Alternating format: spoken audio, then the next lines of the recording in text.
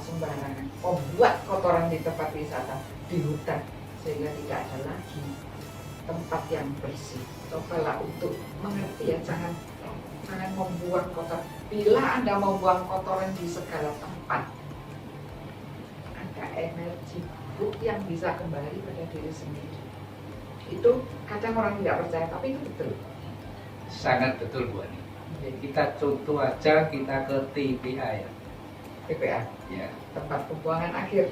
Coba Bu Ani di sana kira-kira Jam. 1 jam gitu, kerasa baunya aja sudah tidak karu-karuan. Nah itu energi negatif yang keluar dari TPA. Jadi makanya orang dulu meditasi di tempat kesunyian dengan air gemericik, kemudian bunyi burung apa, itu mau sebetulnya energi sangat positif. Nah, kita mempelajari yang ada di biofisiologi ini adalah mempelajari ilmu yang energi positif itu, bukan yang Bu Ani katakan sebagai sampah yang dibuang sembarangan. Makanya manusia itu banyak mengacaukan bumi ini sebetulnya. Jadi metabolismenya bumi ini dikacaukan oleh manusia itu sendiri. Buang plastik sembarangan, buang sampah sembarangan, limbah apa aja buang seenaknya. Sungai yang dulu bisa airnya langsung bisa diminum, sekarang ngelihat aja sudah nggak bisa. Ini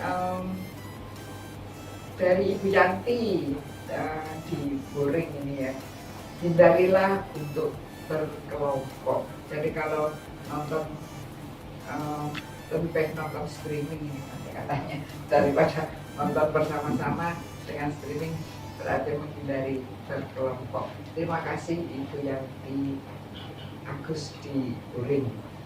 Kemudian lagi ini juga dari Ibu Yun ini ya. Ya semoga corona cepat bisa selesai dan cepat bisa ditemukan antisipasinya. Terima kasih.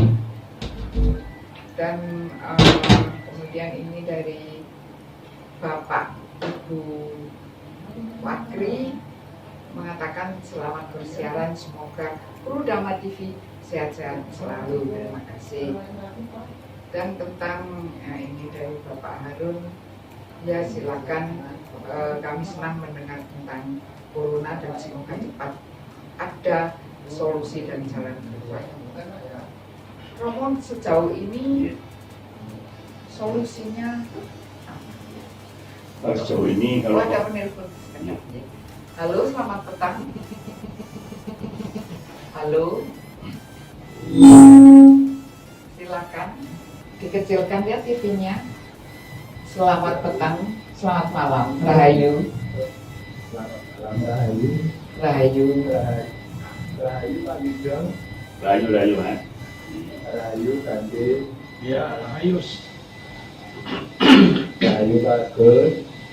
Rahayu. Para narasumber malam. Perkenalkan nama saya Edi. Pak Edi. Saya mau saya mau Silakan Pak. Nah ini kan kalau saya kan suka, ya saya kan kebetulan suka masalah meditasi, hening dan segalanya.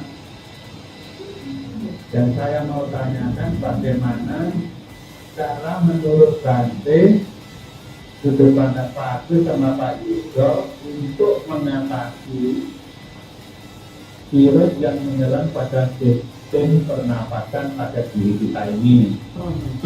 Nah, untuk narasumber yang ketiga ini, mohon saya dikasih pencerahan bagaimana caranya. Ya. Terima kasih. Baik. Selamat malam. Selamat Rahayu. Ya. Bapak Edi, pertanyaannya mantap sekali, bagus sekali. Nanti bisa dijelaskan oleh Pak Agus. Nanti di segmen terakhir kita bisa meditasi bersama-sama. Memang banyak cara ya, setiap kopi lain masakan, istilahnya begitu, banyak cara. Dan saya kira itulah perlunya kita membuat tema kita, yaitu tentang pandemi dunia ini, bahwa sesungguhnya kita ada cara ada obat yang bisa di-share dan bisa dilakukan. Tadi kita sudah mulai ke arah pentingnya meditasi. Nanti di segmen terakhir nanti kita bisa ada meditasi di 10 menit terakhir, kita bersama-sama memanfaatkan hal itu. Kemudian tadi bagaimana Pak Yuto tentang capaian? Masalah perkiraan kita untuk menyelesaikan ini baru perkiraan saja, tapi paling tidak seluruh warga diajak bersama-sama. Apa yang diperintahkan oleh pemerintah, yang diusahakan oleh pemerintah, monggo bersama-sama kita ikuti.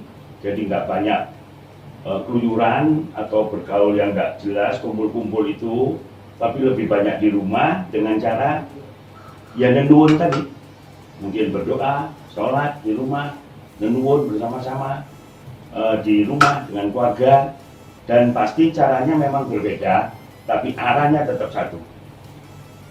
Satu dalam arti kata pendekatan diri kita kepada Yang Maha Esa, supaya nanti menurut Pak Denny tadi nggak sudah hancur-hancuran kita ini. Jadi kembali ke jati diri kita dengan cara mendekatkan diri manunggaling kawulolan Gusti di dalam rangka membantu seluruh makhluk di dunia ini supaya yang namanya corona itu bisa segera kita singkirkan. Itu semua kekuatan energi yang nanti dijelaskan Pak Agus yang kita miliki ini akan sangat membantu. Ya. Itu Bu Ani. Oke, terima kasih Romo Yuto. Baik, kita break sejenak. Setelah yang satu ini kita kupas lebih dalam lagi tentang pandemi dunia ini.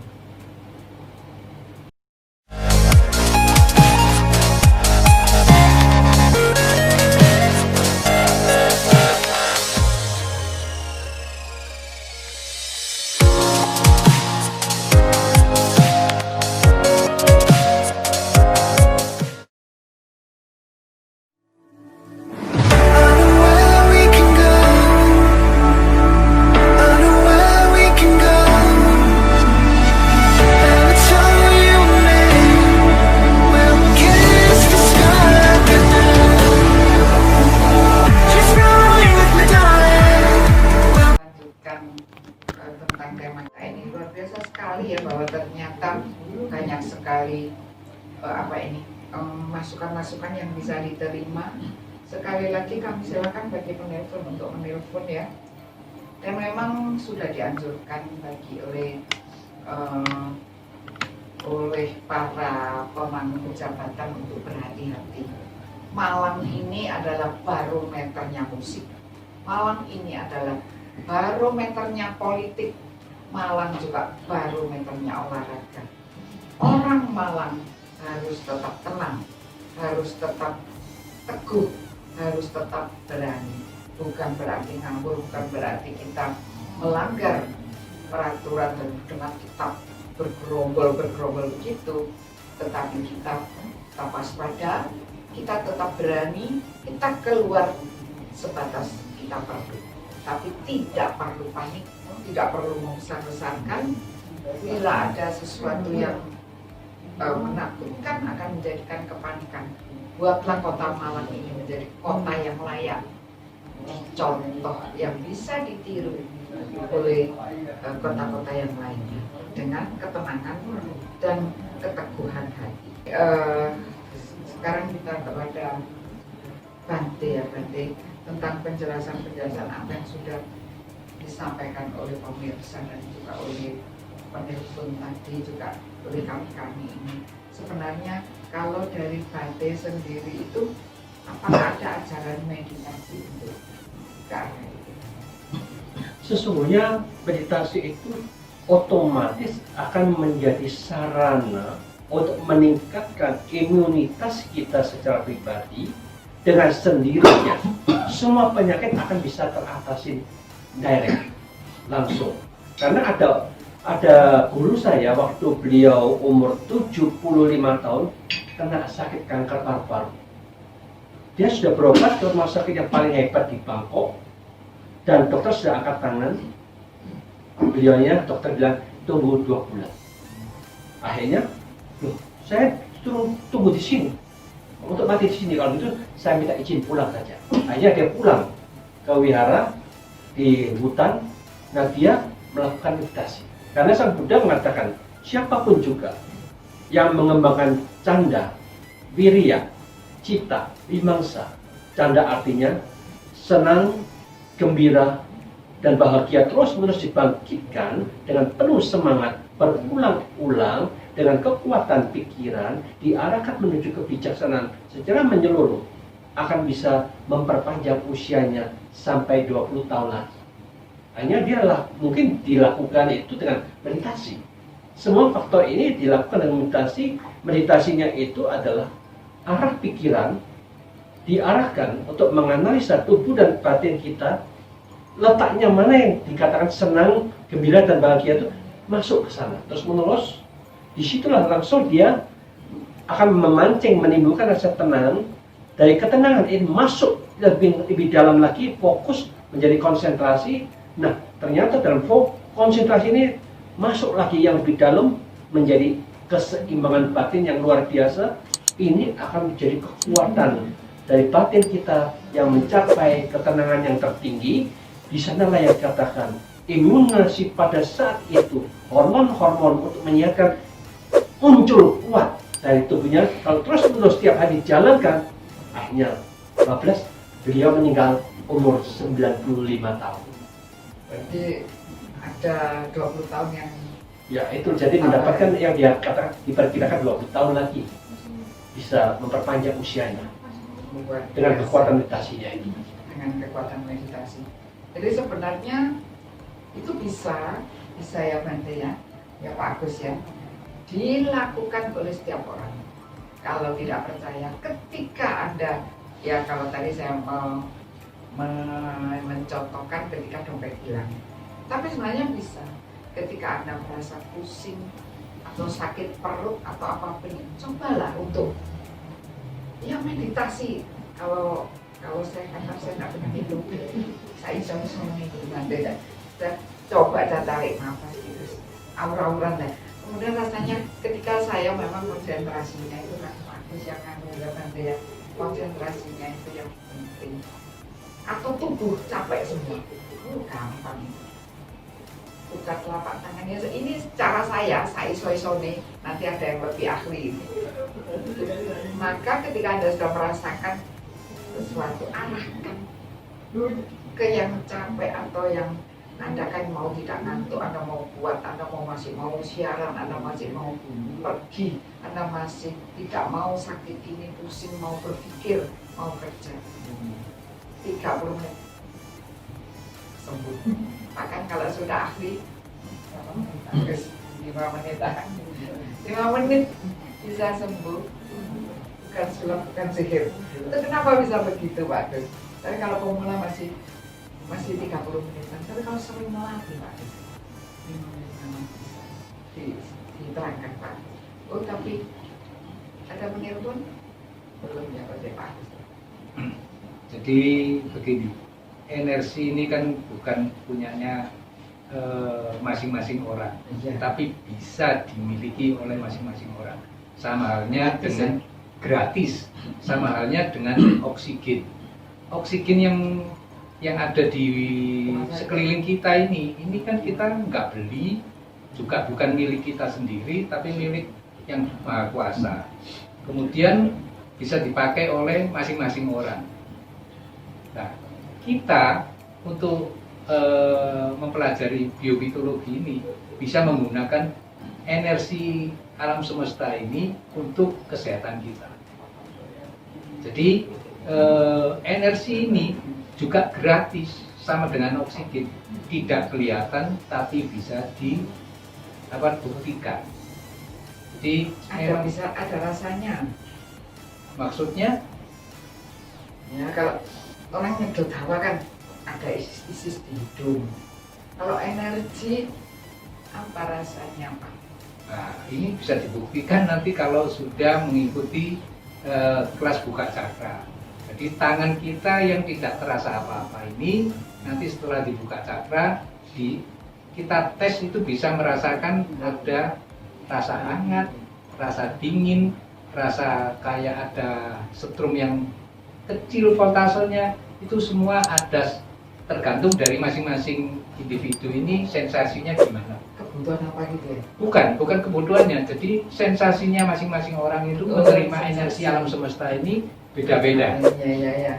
Seperti juga orang ini mungkin kan tubuh terdiri dari 4 komponen, banyak airnya, Ya. Pak Agus banyak tanahnya, Ya. Pak Ari banyak awalnya, jadi sensasinya ya Sensasinya beda-beda. luar biasa. Saya kemarin juga nyoba ke keluarga saya itu, dia bilang rasanya, karena dia agak batuk, rasanya ada air tenggorokannya Yang jalan. ya yang ngalir ke tenggorokannya dan dia bisa bernafas lebih enak dan Maka batuknya Lebih berkurang. Ada yang begitu Pak? Sangat dari banyak. pasien. banyak. Yang sebetulnya yang sekarang ini banyak dikeluhkan itu Parkinson. Semacam vertigo itu ya? Bukan, Parkinson itu Lupaan. tidak bisa mengontrol sensor motoriknya. Jadi seperti kayak Muhammad Ali itu kan begini tangannya, kepalanya goyang gini. Orang tua Pak Agus itu. Orang muda masa ada? Ada, saya punya pasien umurnya masih 40-an sudah seperti itu, karena stres juga bisa. Atau mungkin dulu pekerja keras? Nggak mesti. Saya punya pasien itu setelah ada masalah di keluarganya sehingga dia stres, jadinya dia Parkinson, tremor tangannya. Tapi ya saya bersyukur, saya tangani 2 kali terapi sudah sembuh. Itu yang masih muda. Ini yang saya juga barusan juga mendapatkan pasien, saya terapi selama 10 kali itu sudah tenang. Dulu tremornya tangannya ke atas begini. Satu lagi pertanyaan ini hubungan ke Pak Agus. Iya. Bahwa kalau kita berusaha mengirim atau mentransfer energi membantu Ya. seseorang, saya tidak tahu kapan berhentinya Pak Agus, kan terus ngalir. Terasa nanti tangan kita lambat laun mengurang itu yang pancaran energi dari tangan kita terasa. Makanya saya kalau terapi pasien nggak memikirkan bahwa pasien saya banyak sehingga saya cepet-cepet tak kayak titik-titik aja gitu, kasih sedikit-sedikit aja supaya semuanya dapat diterapi tapi waktunya singkat. Nggak bisa. Saya tidak bisa membohongi diri saya sendiri. Jadi saya terapi begini, kalau belum habis ini masih ada pancaran ini. Dan pancaran ini kalau nggak habis, ini nanti dari nol lagi kalau terapi. Bisa begitu ya? Iya, jadi ini energi sangat smart. Kalau saya dulu memikirkan waktu pertama belajar, nggak percaya sama sekali. Setelah saya mempelajari terjun di dalamnya, baru saya merasakan. Pertanyaannya Pak Agus sekarang, kita sedang ada virus corona. Bisakah biofitologi ini menyembuhkan dengan energi-energi tersebut? Sangat bisa Bu. Karena rasanya Nah, pertama ini sekarang ini kan warga negara Indonesia ini lagi pikirannya kacau. Betul apa yang dikatakan Bante itu, ini saatnya meditasi. Yang suka berdoa silakan berdoa, yang suka sembahyang silakan sembahyang, yang suka meditasi silakan meditasi. Karena masalah ini pikirannya manusia ini dikacaukan oleh namanya hoax ini. Memang ini virus COVID-19 ini memangnya ganas, tapi jangan dibesar-besarkan. Ini yang menyebabkan mental kita down, imun kita down, sehingga corona ini kalau sudah nyampe ke kita hancur. jadi lebih baik, ada juga yang mengatakan saya tetap berani sekalipun dalam waspada, ya saya tidak ngawur, artinya berani artinya tegar pikirannya karena saya mempunyai iman atau apapun. Yang penting kalau tenang, jaga kota Malang untuk tetap tenang. Malang sebagai kota barometer, sehingga apa yang dikatakan orang Malang ini tetap akan menular ke kota-kota sekitarnya. Kota Malang tetap aman. Tetap di Dharma TV. Setelah yang satu ini kita kembali.